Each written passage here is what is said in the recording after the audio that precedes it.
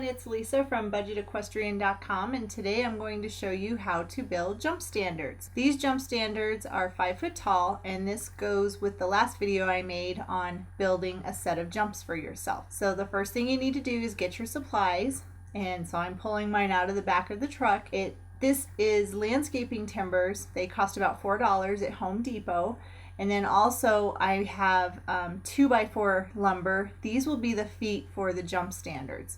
So those all have to go into the garage because that's where I'm going to work on them. Once you get them where you're going to be working on them, you're going to measure off how tall you want your standards to be.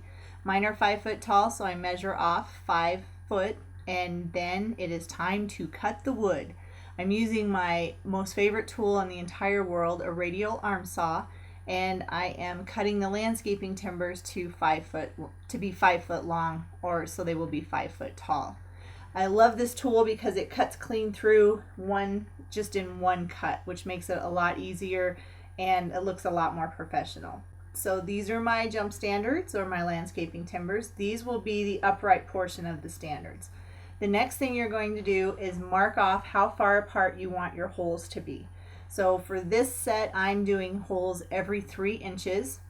So I'm going to mark off every 3 inches on every single upright or timber. And it's important to keep them all uniform. And I'm also doing it right down the center. So I set the tape measure off to the side a little bit. Then you're going to drill the holes. And for these holes, the drill bit that I'm using it's a spade bit. And it is 1/2 inch.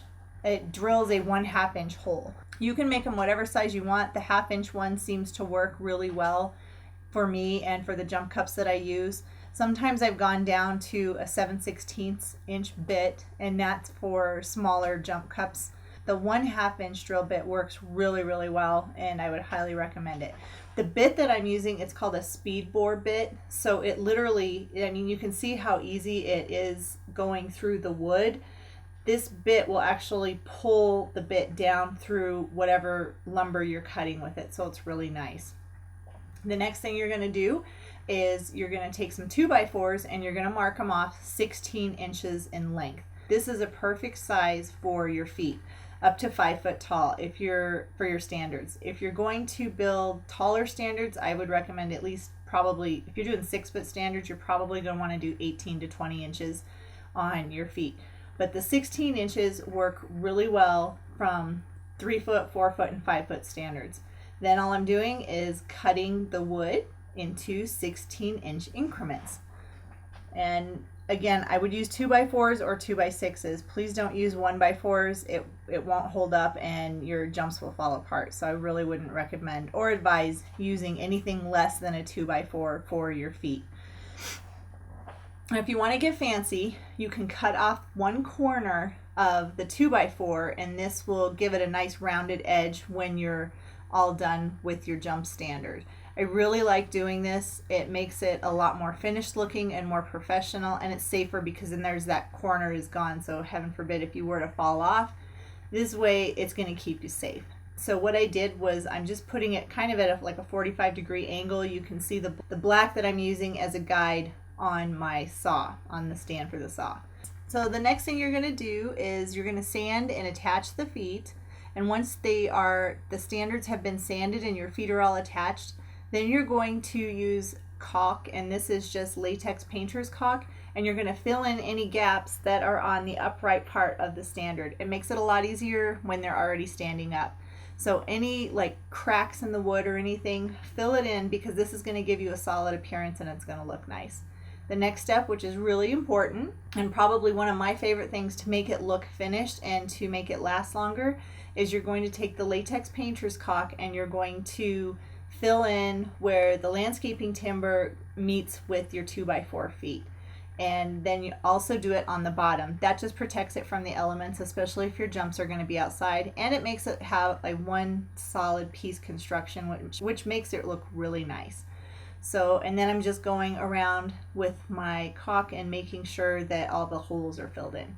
So before that dries, what I do is take my primer paint and I'm painting all of the places of where I put the caulk first, because then you can smooth out if there's any imperfections, and it just looks seamless. It's really nice. I highly recommend that you do that when you're building your standards.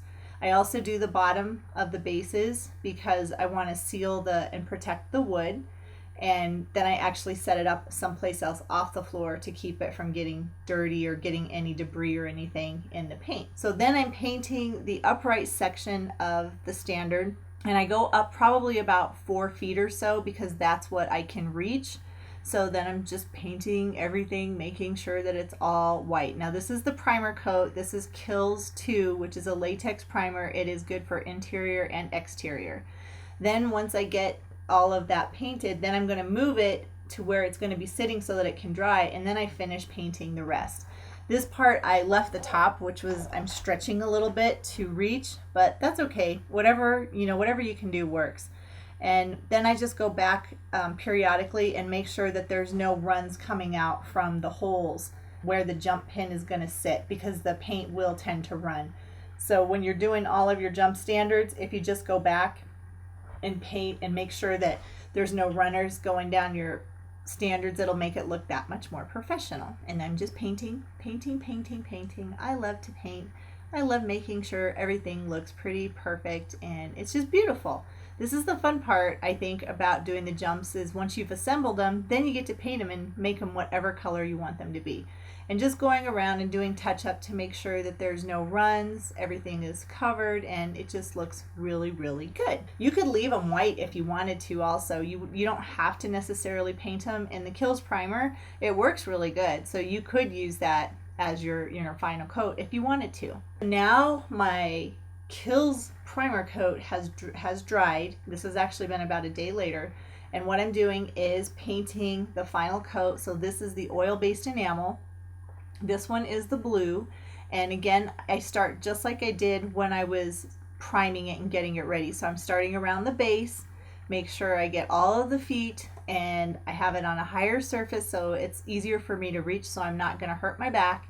And I go up probably about 4 feet or so before moving it down so that I can finish painting the rest of it. This is oil-based enamel. This is in a blue color. I actually went to the Big R and found it because I wasn't too happy. I didn't like the blue that the Rust-Oleum brand has, but I love the oil-based enamel, especially for horse jumps. So I went to the Big R and they had 2 different high gloss blue exterior oil-based paints.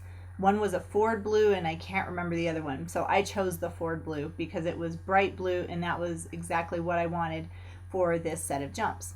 So this is me finishing up on the second standard. So this will be 1 pair of jumps. And I don't know if you can see it, but I used only 1 quart of paint. That was enough for both the standards and the rails. And these are the standards all completed, and they are ready to be put to use.